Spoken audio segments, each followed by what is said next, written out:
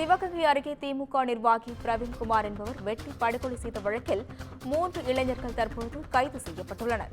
இதுகுறித்த கூடுதல் விவரங்களை வழங்க செய்தியாளர் பாபு சரவணன் இணைப்பில் உள்ளார்.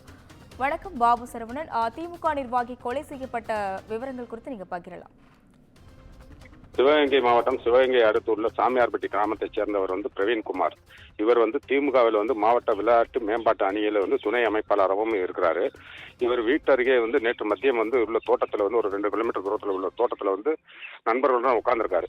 அப்போது இருசக்கர வாகனத்தில் இருந்த 3 நபர்கள் அவரை வெட்டி படுகொலை செய்துவிட்டு தப்பி சென்றனர். இது குறித்து மாவட்ட காவல் கண்காணிப்பாளர் தலைமை அவர்கள் உத்தரவின் பேரில் 3 தனிப்படைகள் அமைக்கப்பட்டு 3 தனிப்படைகள் தீவிர தேடுதல் வேட்டையில் ஈடுபட்டுள்ளனர். அதனைத் தொடர்ந்து அதே சாமியார்பட்டியைச் சேர்ந்த கருணாகரன் வயது 20, அதே சிவகங்கை காலவாசல் பகுதியைச் சேர்ந்த பிரபாகரன் என்பவரையும், திருப்பத்தூர் நரசிங்கபுரத்தைச் சேர்ந்த குரு என்பவரையும் கைது செய்துள்ளனர். காவல்துறை முதல்கட்ட விசாரணையில் பிரவீன்குமார் அவரது உறவுக்கார பெண்ணை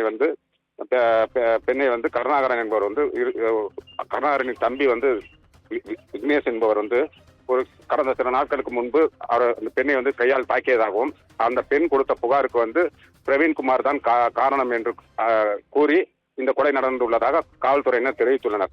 ஆனால் பிரவீன்குமாரின் உறவினர்கள் அந்த கருணாகரன் மற்றும் அவரது நண்பர்கள், அவரது உறவினர்கள் ஊரில் பல்வேறு குற்ற சம்பவங்களில் ஈடுபட்டு வருவதாகவும், இதனை கண்டித்து 15 முறை காவல் நிலையத்தில் புகார் அளித்தும் காவல்துறையினர் எந்தவித நடவடிக்கையும் எடுக்கவில்லை. அவர்கள் தொடர்ந்து அச்சுறுத்தி வந்தும் காவல்துறையை நம்பியுமே இன்று நாங்கள் ஒரு உயிரை இழந்திருக்கிறோம், திமுகவில் இருந்தாலும் எங்களுக்கு எந்தவித பாதுகாப்பும் இல்லை என்று அவர்கள் ஒரு குற்றச்சாட்டை வைத்துள்ளனர். இந்த கொலை சம்பவத்தில் காவல்துறையினர் 3 பேரை கைது செய்து கொலைக்கான காரணம் வேறு ஏதேனும் காரணம் இருக்கா என்ற கோணத்தில் இப்போது விசாரணை செய்து வருகின்றனர். கூடுதல் விவரங்களுக்கு நன்றி பாபு சரவணன்.